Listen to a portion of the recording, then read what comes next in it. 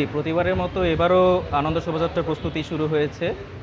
এবার একটু দেরিতে শুরু হয়েছে কারণ ঈদের ছুটি ছিল, যার কারণে বিশ্ববিদ্যালয়ের শিক্ষার্থীরা ছিল না। আর এবছর আমরা চারুকলা অনুষদের ৭১তম ব্যাচের শিক্ষার্থীরা দায়িত্বে আছি আনন্দ শোভাযাত্রার।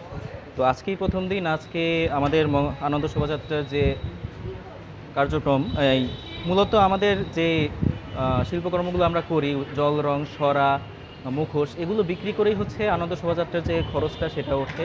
তো আজকে থেকে এই যে জল রঙের কাজ শুরু হয়েছে, আগামীকাল থেকে মোটামুটি সরা এবং মুখোশের কাজ শুরু হয়ে যাবে। তো যত শিল্পপ্রেমী আছেন সকলকে আমরা আহ্বান জানাই যে আপনারা চারুকলায় আসুন, আমাদের সাথে অংশ নিন এবং আমাদের শিল্পকর্মগুলো স্বল্প মূল্যে ক্রয় করে আমাদের এই মঙ্গল শোভাযাত্রাটি সম্পন্ন করতে সহযোগিতা করবেন। Thank you.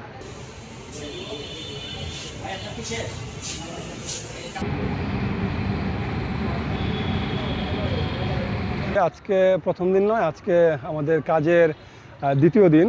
আমরা গতকালও কাজ করেছি।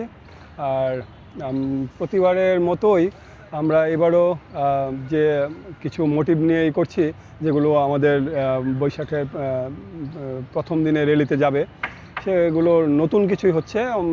এবং বিগত দিনগুলোতেও নতুন কিছুই হয়েছে, প্রতি বছরই নতুন কিছু হয়। এবার যেটা হয়েছে, আমাদের যে সোনারগাঁয়ের যে লোকশিল্প জাদুঘরের যে একটা হাতি আছে, ফোক মোটিভের হাতি, ওই হাতিটার আদলে আমরা একটা হাতি বানাচ্ছি।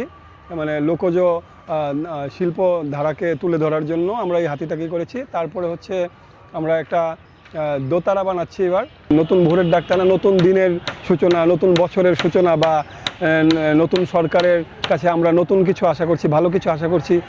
সেরকম আশার সূচনা আমরা চাই যে এরকম কিছু বাস্তবায়ন হোক।